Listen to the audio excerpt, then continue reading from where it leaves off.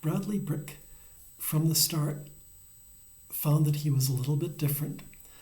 He came out of the kiln a slag brick, meaning that instead of having a perfect shape and form to conform with all the other bricks, he came out twisted and a little bit off-center. Yet, Brad didn't let that bother him. However, the owners of the kiln did, and they ended up putting Brad into the pile of odd-shaped slag bricks, perhaps to use in some sort of a special project at some point. But there he resided with the other irregular bricks, broken pieces and others, and hoped for his someday opportunity. Now, Brad had eyes for the lovely Brunhild brick. Brunhild was perfectly formed. She had all the angles, just all the perfect angles, and was just, when she blushed, a deep scarlet. So Brad, when he saw that Brunhild, he couldn't take his brickish eyes off of her. She was perfection to him, and he dreamed that perhaps someday they would have a little house, a little brick Tudor, with a white picket fence, and that they would both be, he might be even so lucky to be laid side by side, with nothing separating them but a little bit of mortar. And then they could have maybe little bits of clay someday. But where Brad dared to dream, the reality was that he was in a pile of irregulars and hoping for the best. And one day, something along the lines of the best did happen to him, and that is the owners of the kiln got a very large order for the city of Cambridge to lay down a new set of brick sidewalks to replace the old.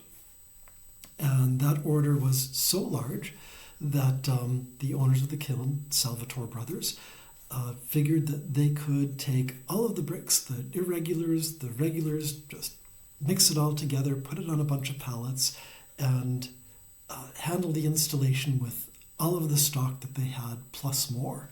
So where they had dollar signs in their eyes and a way to reduce some of that stock, this was Bradley's chance, perhaps, to get in good with the lovely Brunhild.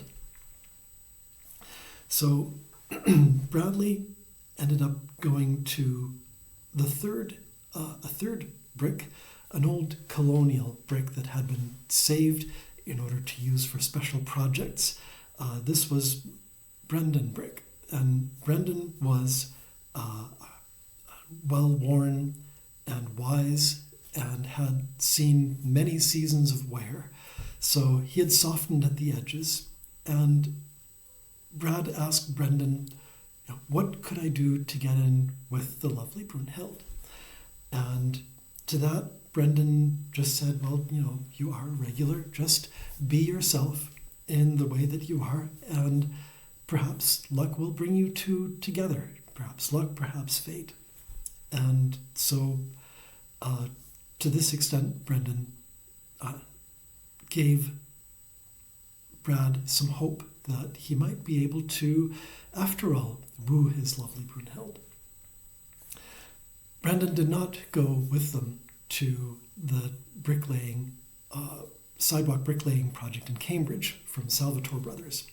Instead, because he was a specialty brick, he was a different size, being a colonial brick, in addition to his wear and the different character. So in his own wise ways, he remained home while the big adventure was had. Pallet after pallet were shipped out to Cambridge on large trucks, and installers came in with sand and began putting down this new foundation after retiring the old bricks from the sidewalks. And as luck would have it, though he was not on the same pallet with Brunhild, Brad managed to find that he was at least being placed in the same area, and he kept an eye out to see if he could find the beautiful brick of his dreams. And indeed, there she was on another pallet, and the installers were coming around and putting the bricks in place. And he dared to dream that perhaps the two of them would at least share a similar stretch of sidewalk, separated by nothing but a bit of sand. Well, also as luck would have it, over a weekend before they had been installed, there was a demonstration against an agency called Snow. It's something about get rid of itinerant workers now, or something like that. So the demonstration against Snow took sides, and law enforcement showed up in riot gear to make sure that the anti-snow protesters wouldn't take over and cause any havoc, thus creating what obviously is going to be more havoc. So anti-snow people, being who they were, some of them chose to take up arms. And of course, there being that pallet of bricks, what else better to use as a way to show their displeasure than to pick up bricks and use them with an impactful requirement on the police forces.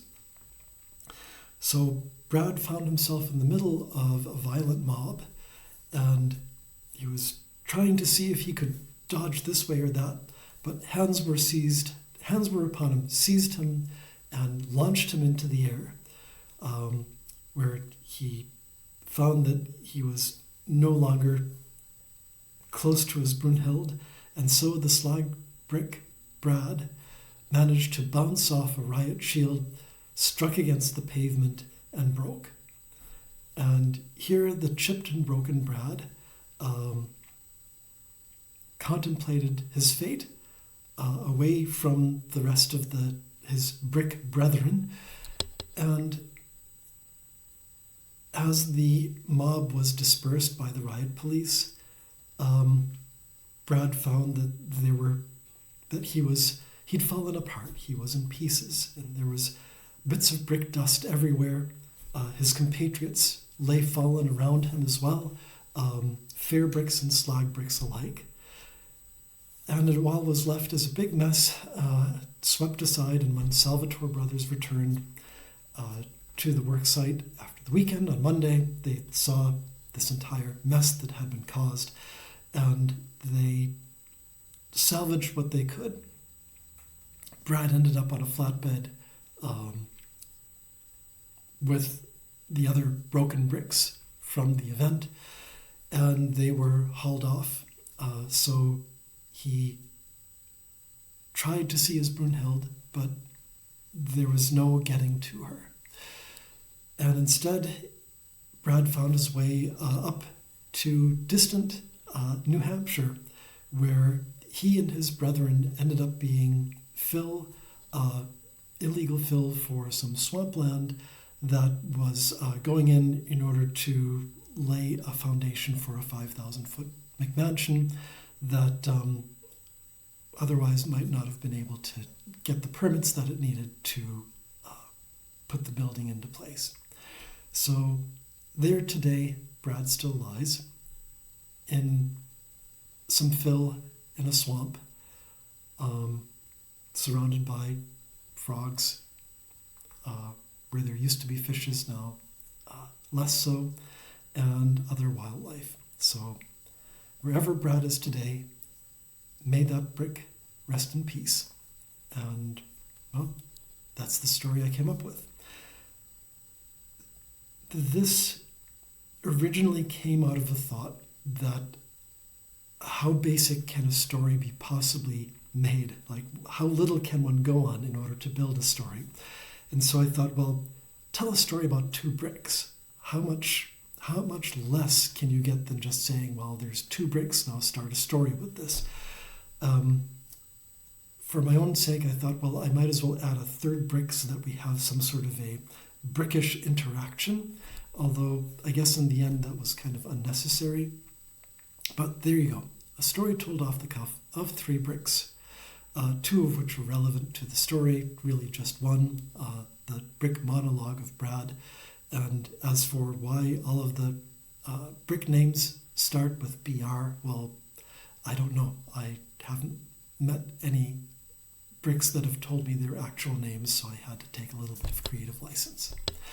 Anyway, that's all I've got for today's story time. I'll return again and tell another bizarre story sometime soon.